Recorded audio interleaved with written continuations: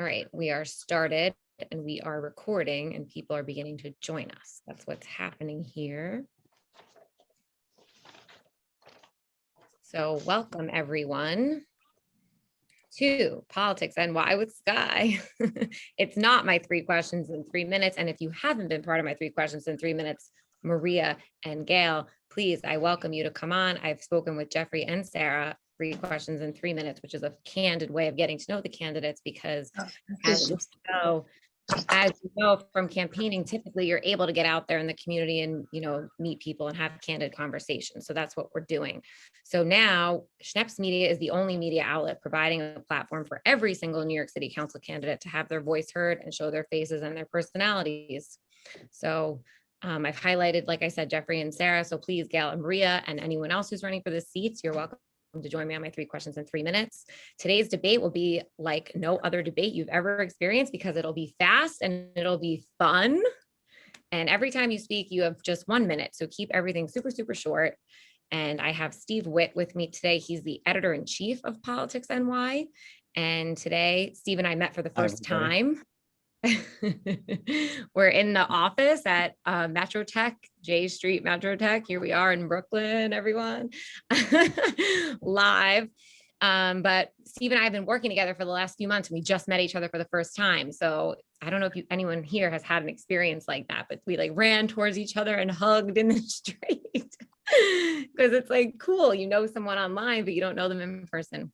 But anyway, Steve is going to be keeping time tonight, and everything is recorded. You have 1 minute.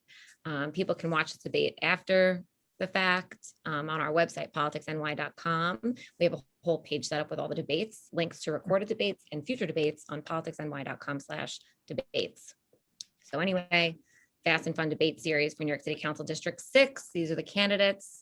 Your neighborhood that you are competing for is Central Park, Lincoln Square, Upper West Side, and Clinton. So first, I'd like to go in alphabetical order using last names. So we'll start with Gale Brewer.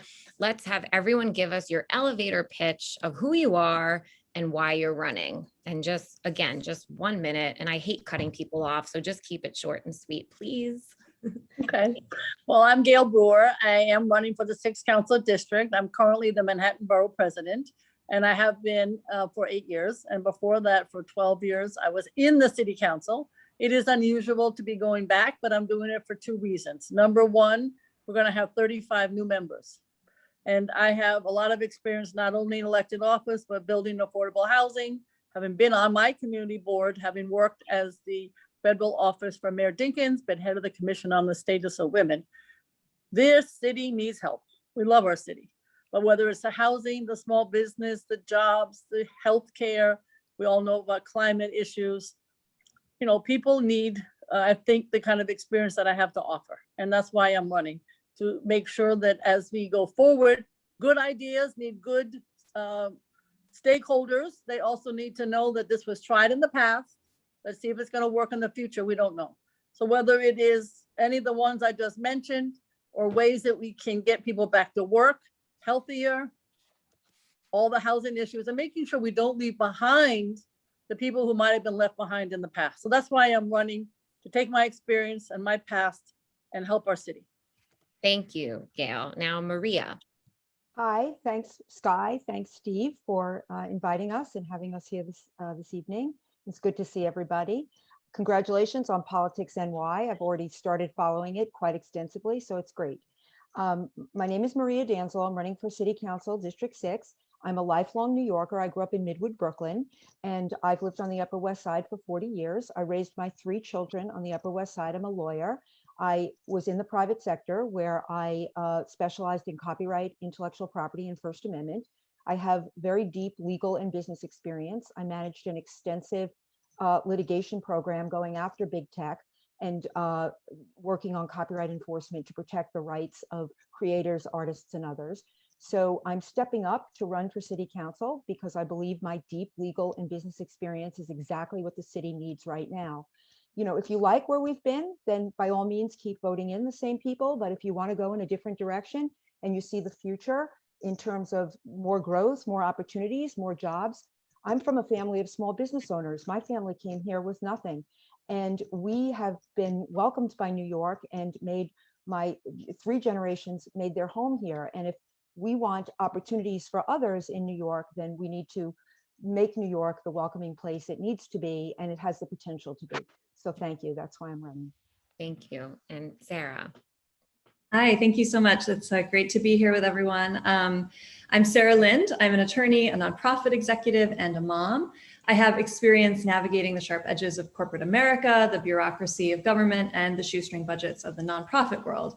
It's true that COVID has certainly forced a citywide reckoning. I think that reckoning was a long time coming. These issues aren't new from COVID. They've been around for decades and they're just getting worse. I've been working on the ground in the community as a member of the community board, the school leadership team at PS 166, where my son goes to school, on county committee, and much more. And I've seen firsthand the issues impacting our community block by block.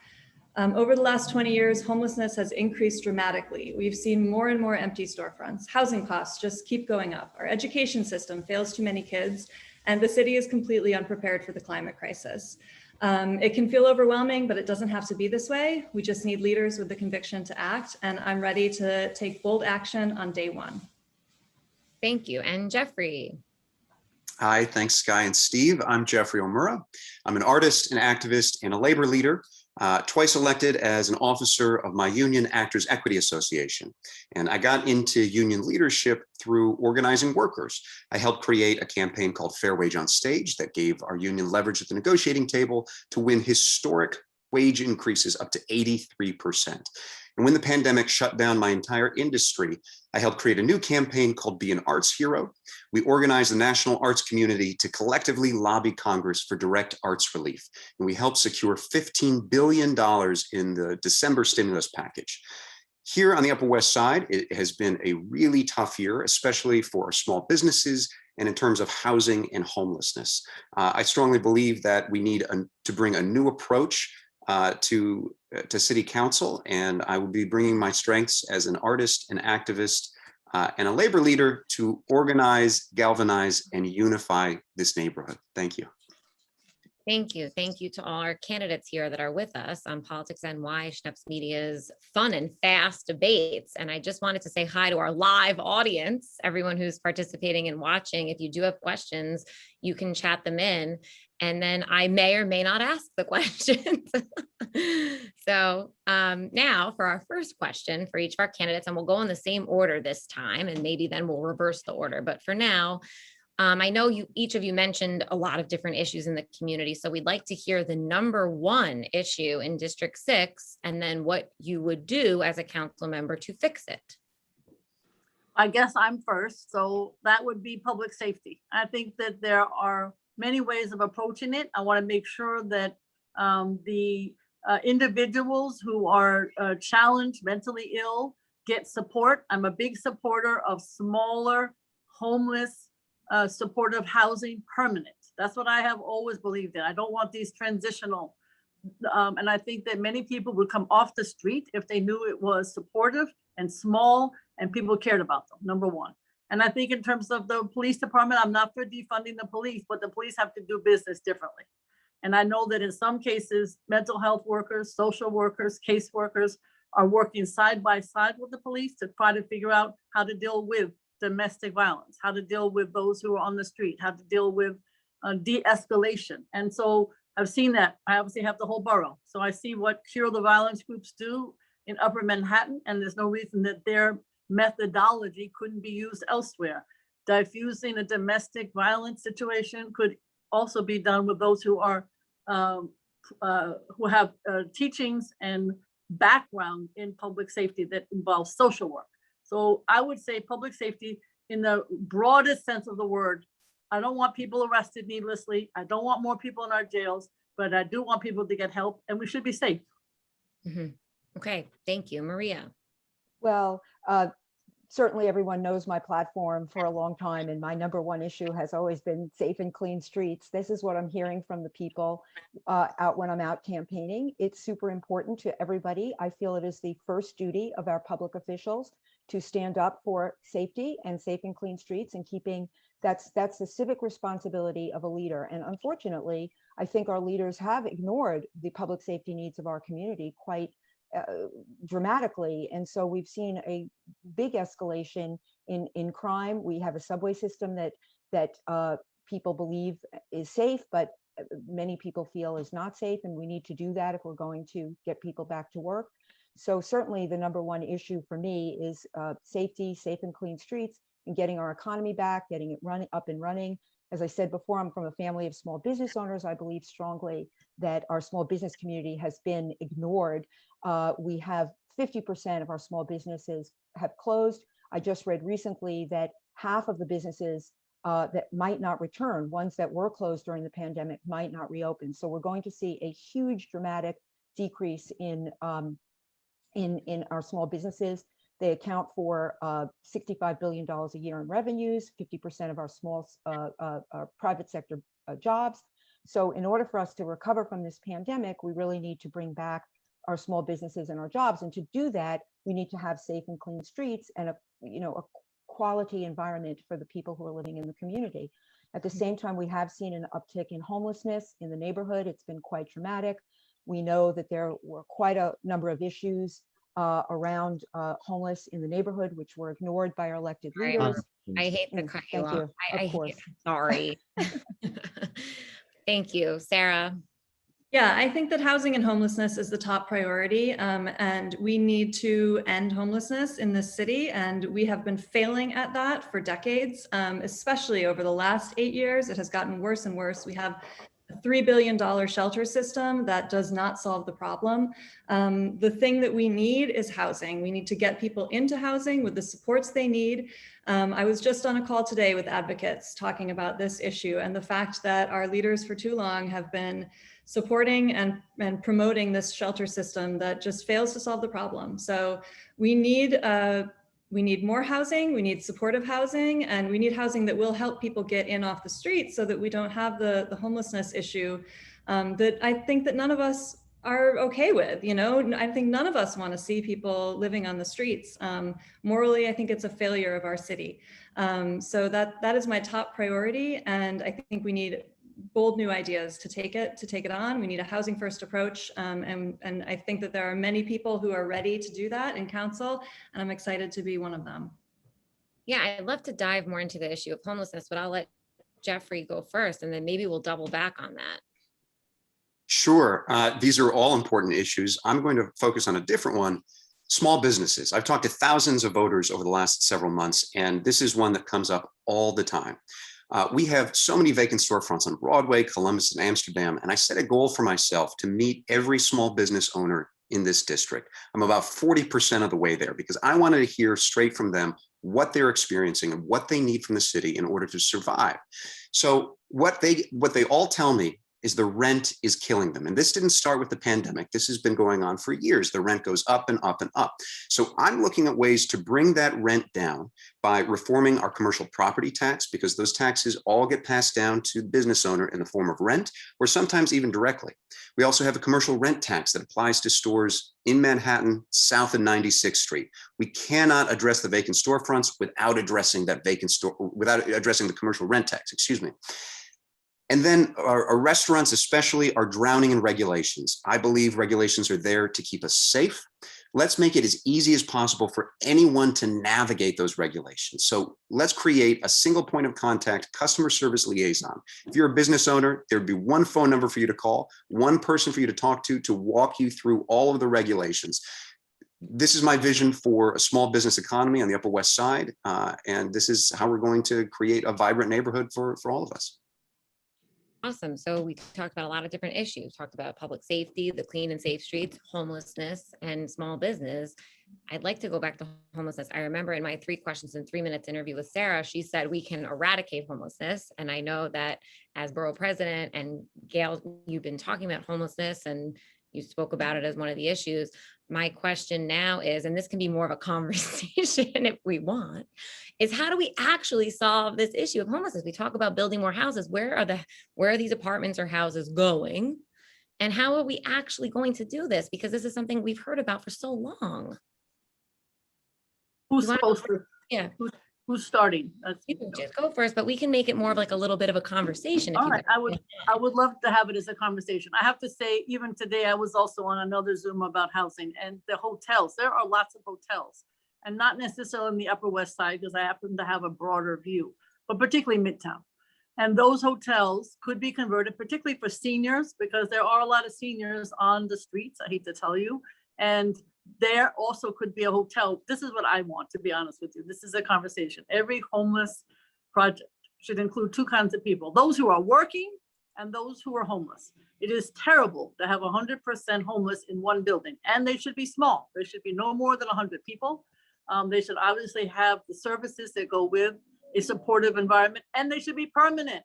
There's nothing worse than this, people moving into one neighborhood for a while and then another neighborhood. So they have to be small, they have to be supportive, and they have to be both those who are formerly homeless and those who are working. There are tons of people who are ushers, who are restaurant workers, etc., who need affordable housing and who need to be in Manhattan where their job is.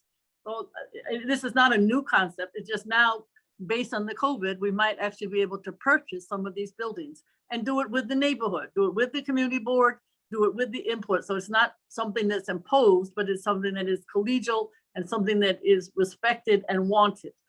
Do you Make think sure that it's there run should by a be, nonprofit, not by a for-profit too. Mm. I'm You- sorry. recently there was a attack of an Asian woman in Hell's Kitchen by a man who was living in a homeless shelter, was recently released from jail. And do you think that there needs to be more, some kind of separation or some kind of screening where people might need more services than others, or you think they should just put them all in together? No. I think there should definitely be screening. I know that program. I've been in that building, and I think that there should definitely be screening. That's a large center. That's the problem. That is a very large hotel with a lot of people, and it's over 200.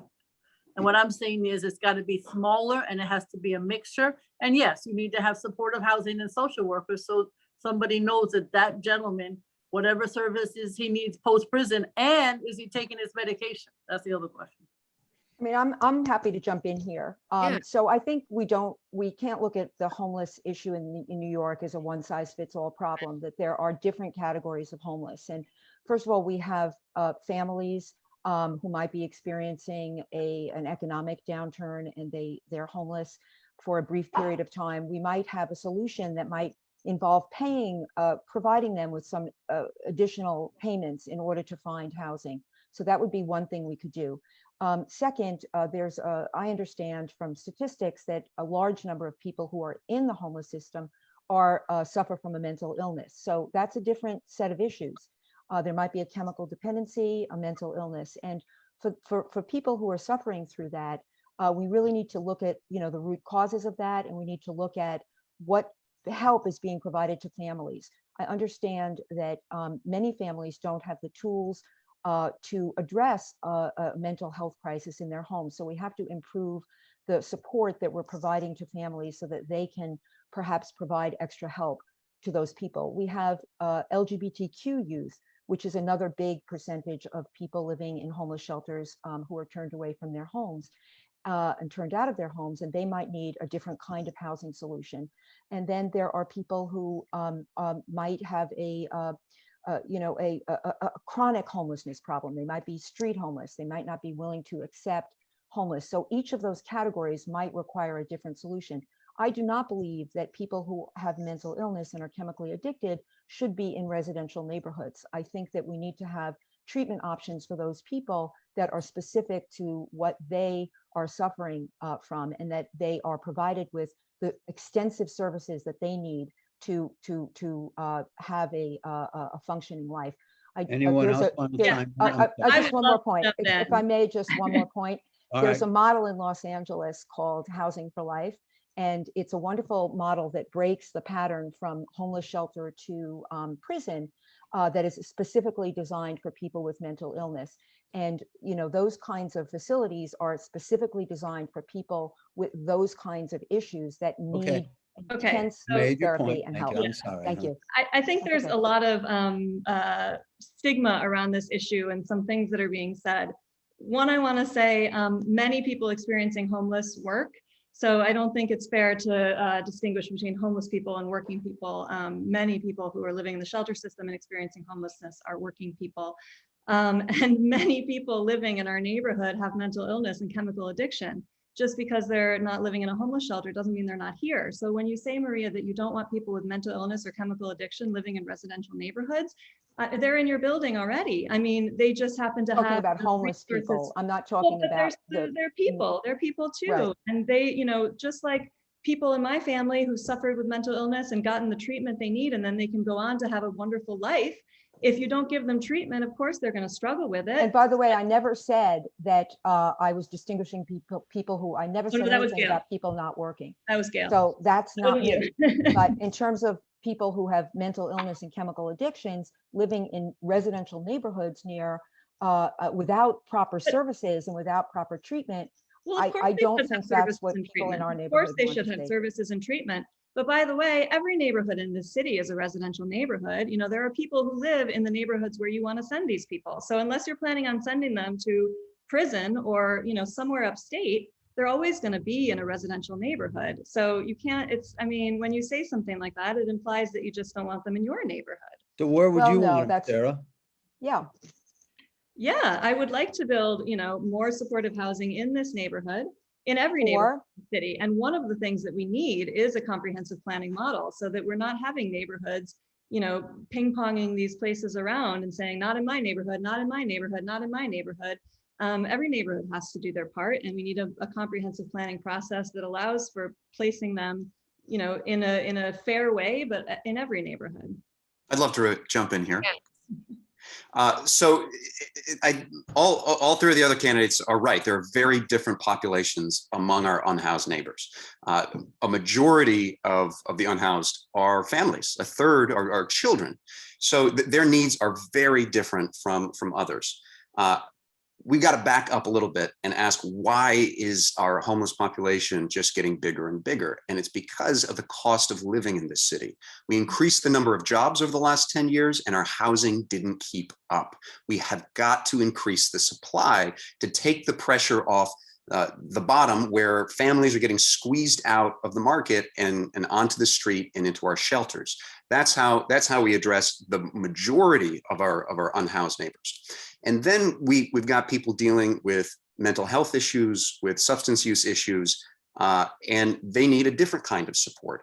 And so my vision is permanent supportive housing. Our current shelter system is broken. It's too difficult to qualify for housing. They're not getting the services that they need. They're cycling through and ending up back on the street. So they need full mental health services, full substance use services, and job training to create stability and get people back on their feet.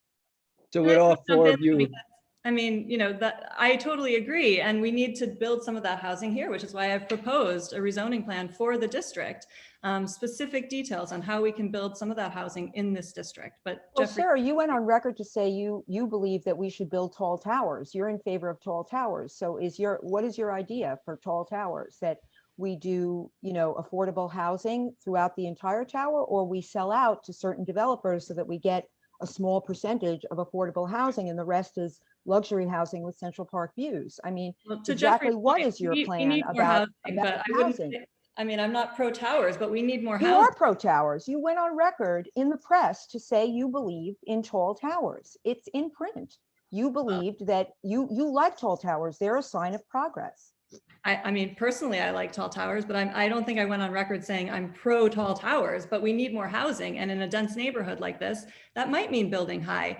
I mean, we are in Manhattan, but yes, it should be affordable. Of course, we should have affordability requirements. I'm also in favor of mixed income housing. So, you know, we shouldn't be creating pockets of poverty. We should have mixed income housing with affordability requirements and then allow landlords to make some money off of a market rate rent. That's economics. That's how it works.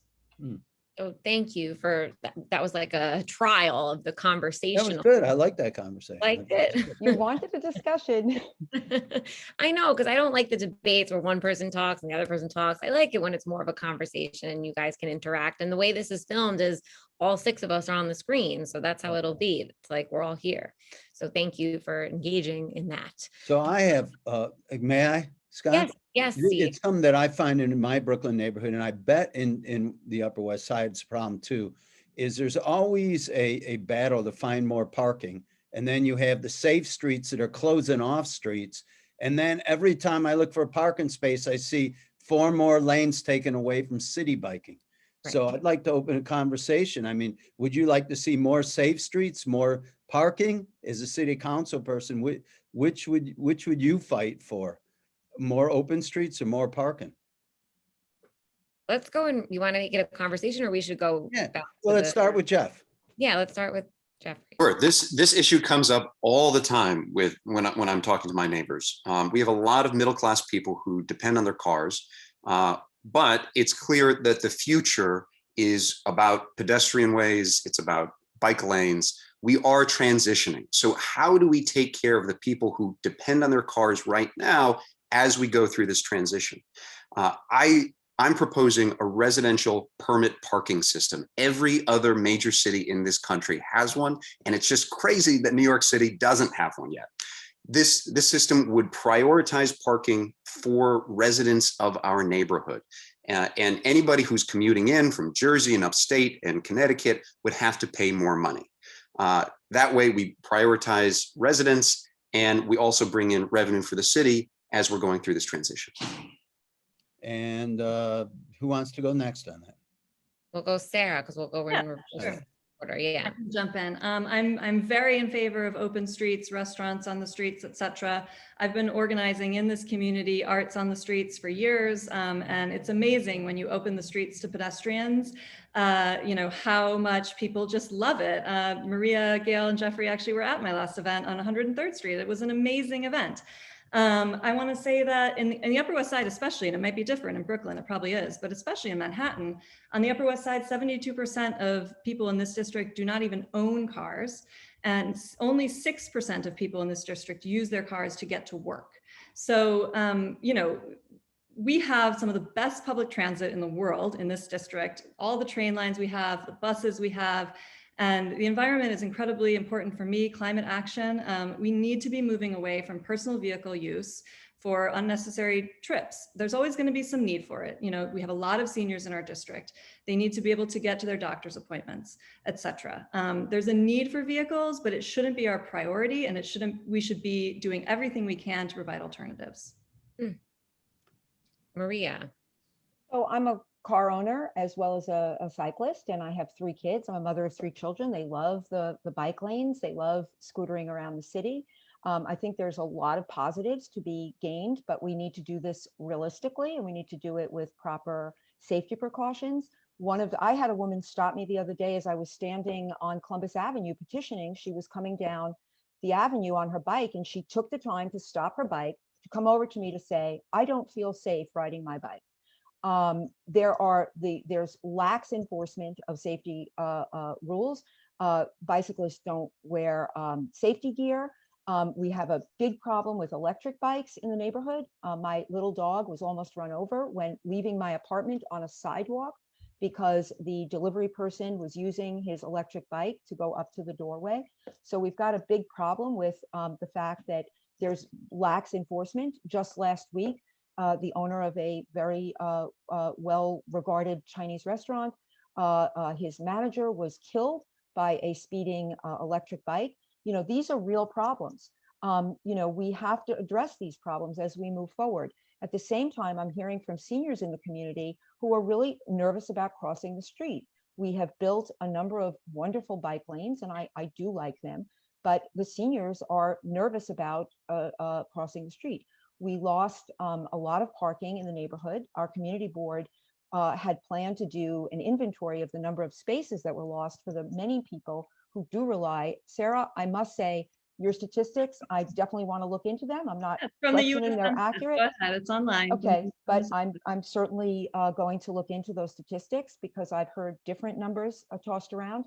I've also heard the community board say they were actually going to do an inventory, a real inventory of what's going on in the neighborhood, and they just dropped the ball, decided not to do it because of pressure from various lobbying groups who sit on our community board. So it is true. It That's not is what true. happened. It is true. It Okay. actually is true. Maria's going to love my next question. Wait, Yeah. Gail hasn't had a So- I chance. know, I So know. I want to say, look, I'm in favor. I know we are, and I like, the idea I was at an event that was a very nice event. We've had community fairs. We've had wonderful craft fairs. We've had many opportunities for streets to be closed, for people to enjoy those streets, and we do that sensibly and safely. And that's what I advocate for. I certainly think we need to do so moving forward carefully and mindful of the fact that we are a community. We have to work together. When you stop listening to your community, you don't have a community anymore. So Thank it you. can't be just one person Thank you. making And let's- decisions. Manhattan Borough President, what do you say about Well- the issue with the bikes and the cars? I think we do need some kind of a public realm czar. It could be citywide, it could be borough-wide, but I am a big believer in the open streets and the restaurants. The restaurants are gonna have to go through a new system. I think after September, the city is gonna say, let's look at the future. Should they be on the sidewalk? Should they be in the street? What is the future? And I think some of that might stay, but it will change in terms of how it looks. I believe in bus lanes. I believe in bike safety in terms of the lanes that are cordoned off. We don't have a lot of cars, but this is the problem. We don't have a lot of space and we're not planning. We don't know where the deliveries are. If you go down Columbus Avenue, you've got the bike lane, then you got the parking, then you got the delivery. On the other side, you've got the bus lane, and then you have the and then you have the parking, and then you have more delivery. So we got to figure out with this limited amount of space plan, which we don't, is all coming about just a little bit haphazardly. On the other hand, the open streets, the excitement of being able to go out and have hopscotch and music and people, particularly in this post-pandemic time, is phenomenal, but you have to plan it. You can't do like what we did with West End Avenue.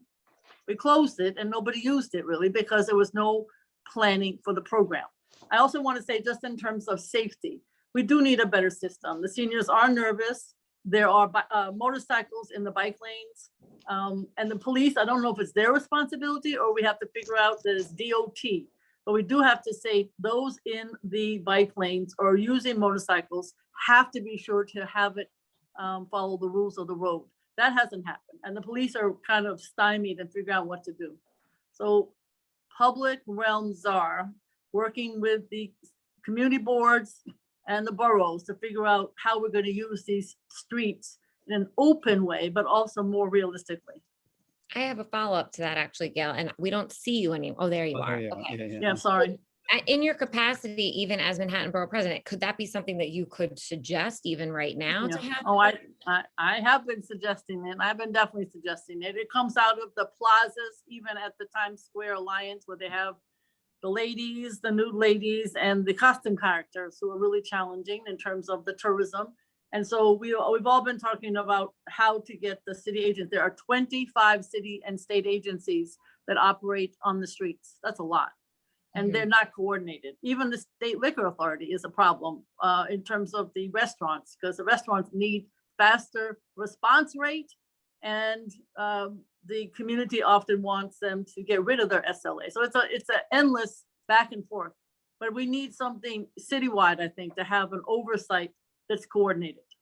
I'd love to jump in here. I'm a big proponent of bicycle lanes, and there are a lot of opportunities here on the Upper West Side to improve the ones that we have. We need to make the Riverside Park Greenway safer. We also need more crosstown bicycle lanes. There's no good way to get from Riverside Park to the East River Park across Central Park. But as we're transitioning into this bicycle city, we missed an essential step. We forgot to educate everybody just about what the rules are. And so we've got bicyclists running red lights, not following the rules. We have rules in place. Pedestrians, bicyclists, and drivers need to all be on the same page. And then those rules need to be enforced. As Gail was saying, I prefer it be the Department of Transportation that takes responsibility for that as opposed to the police. Okay, thank you for discussing that issue with us. Now for my next question, my favorite question, and I think it's going to be Maria's favorite question, is I would like for each person to pick another candidate on the screen, an opponent of yours, and criticize them. And then the criticized candidate can respond. But let's begin. We can begin with Gail, please. I have to criticize somebody and then they respond. Is that the idea? Yes, be mean. No. I'm not really mean. So this is not so easy. I think that I come from a situation where I have a lot of knowledge as to how something's going to work, but maybe I criticize myself sometimes by stating I get caught up in the weeds. And sometimes it's good to have some bigger ideas. But I do think we have to realize that in the city as a whole, people are really frustrated by people who don't involve them and include them. And that's, you know, you can see, you just listen to the news or listen to the divisions that exist in this city. And I've tried really hard to bring these different people together. So I don't know that I want to criticize somebody. It's more to say, we all need to listen to the other side a lot more. And we don't. I mean, I'm not saying that I do a great job of it either, so I can criticize myself. But in this Manhattan, not to mention the Upper West Side, is real different than the rest of the city. And if you're going to get something done, you have to be somebody who can work with the rest of the city. This is not an all Upper West Side discussion to be effective. And I could criticize myself for that. See, that's such a nice way to be. Thank you. Maria, and I know you can want to take advantage of this question. Well, I think I'm getting a little nervous about being painted as the person who's willing to go after people. I hope that the impression is more that I'm willing to tell the truth about what's going on in our city, because I think we're really in trouble. And I think what's happening here is that we have leaders, we have people who've been in power for a long time who are playing musical chairs, who aren't addressing the problems in the city. And I think what I'm hearing after months of being out on the street and months of campaigning is huge frustration. And I think I'm reflecting the frustration of people on the Upper West Side who feel that they're not being heard. My campaign slogan is, I hear you, Upper West Side, because the number one reason why, I'm going to get to it. I'm sorry, Steve. I'm going to ask my question. So really my question is addressed to Gale. So I went into this campaign and decided to run primarily because I wasn't feeling heard. And my community, my large community, I have the most in-district donors of any candidate here today or anyone running in this race. Almost 90% of my donors are people I don't know and that just donated to my campaign very quickly. I was fully funded very, very quickly. And so my question to you, Gale, is I've written you so many letters. I wrote letters last fall, like numerous letters, and they weren't responded. You didn't reply. And so, you know, really my question to you is, you want this seat back, but, you know, what about the past? What about the fact that we're looking at a city that 8 years later, you've been borough president for 8 years, you've had 8 years, and I'm not hearing from the community that things are actually better now than they were 8 years ago. And so to come back into into the West Side and play musical chairs, if you've been in public office, we've got, huge budgetary issues. We've got big problems with jobs. We've got homeless problem that's escalated beyond control. And we didn't even get into education, which is becoming my number one issue. We've got a failing education system. So I'm a truth teller here. And so my question to you, Gale, is, what about the fact that you haven't been hearing us? And what's your answer to that? I mean, I think the musical chairs is actually, in my case, bringing the kinds of expertise that I have. I don't agree with you. I'm sorry that I haven't been responsive. I would give you the fact that in Harlem, we have a constituent office on the street that nobody else has ever had, that the office that we had that I initiated on 87th Street was beloved. And I get a very different sense in the community than you do. We're probably talking to different people. And so my base in this community is very, very deep.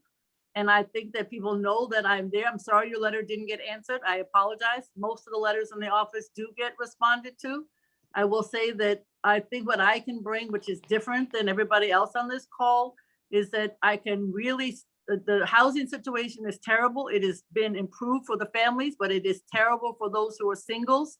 But to go in there and say, we have to, everything is terrible, is not correct. I'm not a big fan of this mayor, I will tell you, but I will say that I've been able to work with some of his folks. The homeless is a disaster, but I think the schools were doing okay until the pandemic. The city had no way of knowing how to deal with the technology, the devices. Not a great job. I would agree. I would not have selected these chancellors. The borough president, we can do the land use issues. We can do the appointments to the community board, allocate some funding. That's what we do in terms of the charter. In terms of, solving all the problems, it's actually easier to do in some cases as a council member, because you have budgetary authority and you have land use authority. Final. We have advice on the budget and advice on the land use. So in my discussions with people, have a very different impression than you do in terms of people thinking that I can take on some of these issues with 35 new members, of which you would be one, and figuring out how to get things done quickly. So you and I can just disagree on that, and we'll see who wins. Okay, see, that was Anybody a else? nice exchange. Sarah, it's your turn. Yeah, I think I will ask Maria. I will just say quickly, Gail, I also have reached out to you and not heard back. So that was disappointing for me. Okay, As I don't know how that happened, a sorry. young woman trying to, seek mentorship in the city. But anyway, so Maria, you mentioned your in-district donors. So I just wanted to go back to that because, I've looked at your filing. And you do have a lot of in-district donors. I looked some of them up. A lot of them are Republicans. You're part of a group that actively is seeking to register Republicans as Democrats, that actively is, opposed to some of the progressive values that are held most dear on the Upper West Side. So I'm just wondering, your take on why you have so much Republican support and what that says about you as a Democrat. Sure. So I am a lifelong Democrat. I was a Democrat before I could even vote, I think. I was born a Democrat. In terms of your numbers again, Sarah, I'm real confused because you throw out a lot of numbers without any evidence. I actually did a deep dive into our donors after one of your campaign managers went on one of my Zooms and raised that question.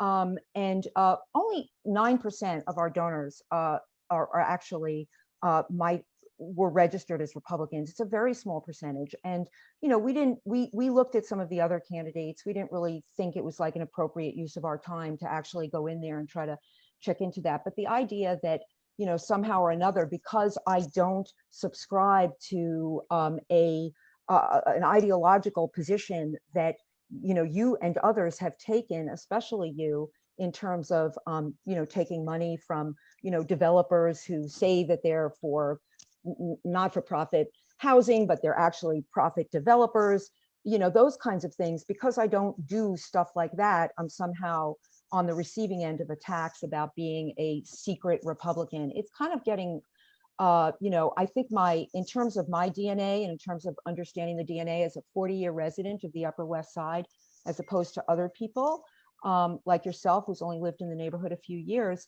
I do feel that, deep in my DNA is an understanding of what progressive values are and what it means to be a Upper West Side progressive. And I view myself as a liberal Democrat who understands progressive values in this neighborhood. And what that means to me might be different from what it means to you.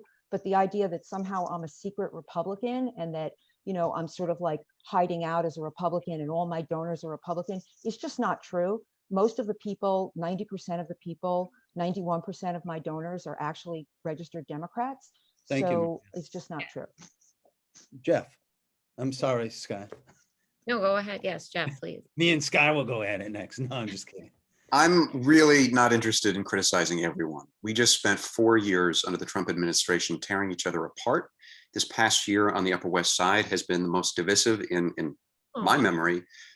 Whoever wins this election is going to have to bring this neighborhood back together. And so we have got to lower the temperature and we've got to just start talking to each other because we are literally neighbors. That's going to be my priority when I'm elected. But I do want to bring up one issue that we have not talked about yet. The reason I got into this election is because I'm an actor. My entire industry has been decimated. There are more than 100,000 arts workers in this city who have been unemployed for over a year now, and help is not coming for them. And so I got into this race to make sure that there was an arts and culture sector to come back to after this pandemic. And realizing that even if I win, I can't do it on my own. I put a pledge out there, and I've asked every candidate in this city to sign that pledge, prioritizing the return of arts and culture. So far, over 90 candidates have signed that pledge. I'm very grateful that Sara has. But we need every candidate talking about this issue. That is the only way we're going to get everyone back to work. It's the only way we're going to get the 65 million tourists who visit New York City every year to see a show and go to a museum. And they support our hotels and our restaurants and our retail. And so New York's economic recovery doesn't happen without the revitalization of arts and culture. Okay, should I get rid of the criticism question? No, that was fine. It was good discourse, I thought. I did, in my first debate that I moderated for the Schneps and Media's debates, it was that for the special elections in the Bronx, and I did the criticize question. And District 11, everyone attacked each other. And then I did the question for District 15, and that district said, no, like we're really a family. And they all talked about ways that they've worked together. And I thought that that was really nice. So to your point, Jeffrey, thank you. Maybe I'll get rid of the criticism question because I think that you're No, I right. thought it was good. At So the end what's of next? the What day, is it? all four of you are community activists and you're in the community. So you're right. We are working together. So, you know, I hope that no one took actual offense to anything. Okay. All right. Now, should we do the rapid fire round, Steve, or you have any other questions that you'd like to No, throw out I there? think that's good. Real quick, and I don't want to take the rest of the time. I remember there was a problem with HDFCs in the Upper West Side. And in the 70s, there was a lot of nonprofits that in the 80s that were created that took over a lot of the burned out housing, and they built up housing, and they gave tenants an opportunity to buy the condos for like a rock bottom price of $2,500. And all of a sudden the HDFCs have nothing to do, or apparently maybe they do have something to do, but now a lot of the non. See, Steve froze on my computer. Oh, Oh, I'm back. Can you hear me? yes, HDFCs. All right, so I don't want to go too deep in it, but are you familiar with HDFCs and the nonprofits again taking over some of these buildings that were HDFC buildings on the Upper West Side? Well, there are 14 of them, Steve, on the Upper West Side. Our district office, the one I started for the city council, is in one of them. They're going pretty well. I mean, some of the original families are still in them. Some of them have sold. There are, the main issue is the ones that have retail obviously do better because they can have a better opportunity in terms of not increasing the maintenance, taking care of the roof or the boiler if there's a capital need. And there was supposed to be more of a sharing when the original HDFC was initiated of the commercial rent money to be able to spread to those who do not have commercials. I don't know if that has taken place. The issue with the HDFCs, though, with those that have been initiated on the Upper West Side, they're run by the residents. The problem is, to be honest with you, is that the way in which they sell to the next shareholder is not always overseen. And sometimes the person who comes in might look like they're the appropriate income on their 1099, but they might have other kinds of funding. So, you know, it's supposed to be more like a middle income program, maybe even low income, but not high income. And I always worry that some of the families that are coming in, because I know most of them, are not necessarily as they should be. I think it's going out. I see. Anybody else on that? I just don't want to, because I want some rapid fire round too. Yeah, I'll just jump in really quickly, which I think, you know, that was a great model. And I think there's other models of affordable housing. I think, you know, the point you raise and that Gale's addressing too, with losing some of these, it brings up a deeper point, which is that historically the Upper West Side was, you know, a more affordable place with a more diverse mix of people, of incomes, et cetera. And, you know, it has gentrified historically and it's become incredibly expensive. And that is why housing is a priority of mine, not just for homeless individuals, but for all of us to be able to afford to stay in this neighborhood. We need to address the rising housing costs. Okay, Okay, should we go to the rapid fire now? Sure, So unless- I just want to jump in and say, I think that HDFCs are a great model. They're just one. We at a previous debate, we talked about Mitchell Lamas. We need a lot more Mitchell Lamas on the Upper West Side. I'm proposing a massive expansion of affordable housing by taking all of our empty commercial real estate that we now have because of the pandemic in Midtown and the financial district and transforming those spaces into residential use. Also taking the basements and attics in all 5 boroughs and streamlining the process for turning those into rental units. That could bring more than 200,000 units online, which is more housing than was created in the last 10 years in the city. So we have to explore all the options to increase the supply. One other thing, I don't know if you can hear it right now. There's a helicopter buzzing above my apartment building. This is one of the issues I hear most from our neighbors. The helicopters that are coming from New Jersey for sightseeing tours are driving our neighbors crazy. This is a federal issue. It has to be addressed by the FAA. And this is going to be one of my top priorities when I'm elected, getting rid of these helicopters. Yeah, Well, I want to jump in too on the affordable housing question as well. And Jeffrey, I'm with you on Stop the Chop. I'm a big supporter of Stop the Chop. I couldn't agree with you more that we really need to address that. In terms of, it's disappointing to me, again, that we're going through a debate without the subject of our New York City Housing Authority, our NYCHA housing coming up with a $32 billion bill that needs to be paid to restore those housing to livable conditions, and that any discussion of affordable housing in our community is failing to address the fact that we have people in our community, our neighbors, who are living in deplorable conditions. Just 2 weeks ago, a president of one of our NYCHA houses delivered a 19-page report to our community board, really just asking desperately for help in terms of addressing these problems. And I think what I've been in touch with various leaders in the NYCHA community, and the biggest complaint I'm hearing is that elected leaders are not paying attention to them, are not prioritizing their needs so that they can have livable housing. They need it, they must have it, and it must get addressed. And really the accountability for that has to go to our existing elected leaders who've had, decades to address this problem and deal with it and just haven't done it. And so, we're going to have a big bill to pay. The people going forward are going to have to pay it, and it's something we're just going to have Thank to you. address.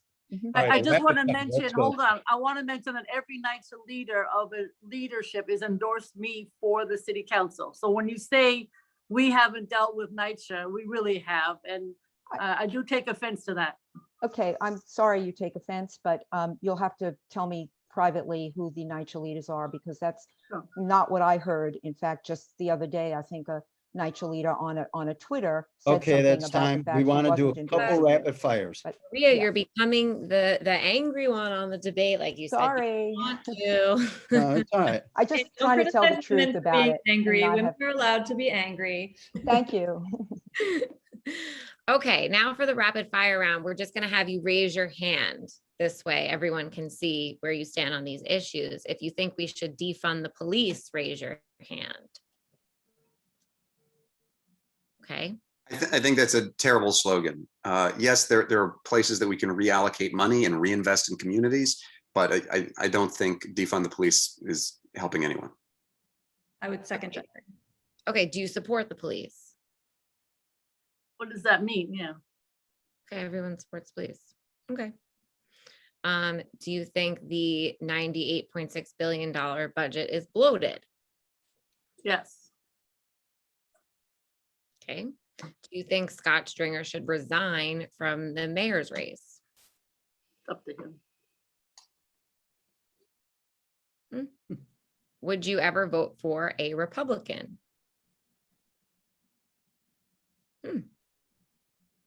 Okay, everyone's pretty aligned on these issues. Hmm. Those are my rapid fire questions. Do you have any other ones, Steve? Let's see, as a rapid fire question. Do you think that the Upper West Side has a long-standing political machine that includes Scott Stringer and Gale Brewer and I'm sorry to say that. I mean, it's just been going a long time. Isn't Eric Schneider? Well, I don't know where he's from. But it's kind of, it's a very strong, powerful, democratic stronghold. It's, It's a machine, but we'll see just how powerful it is. Okay, I know there were some questions that came in. That felt a little loaded, that you've done a lot of great things too. I don't. Look at us wrapping So up just in let's give you, time. we have Yeah. 5 minutes. Everybody should have a minute for Yeah. closing. 1 minute for closing statements. Gail, you want to go first? Sure. I think that in 2021, which is the time that we're in with all of these challenges that are facing us, and I think we listed some of them, the experience is helpful, particularly when you have so many new members and a new mayor coming in. I do believe that my record speaks for itself in terms of the fact that I have accomplished a lot of open data, domestic workers legislation, climate change legislation, housing, and I have done what I can with the schools. That's a state issue primarily, but we have done what we can with funding.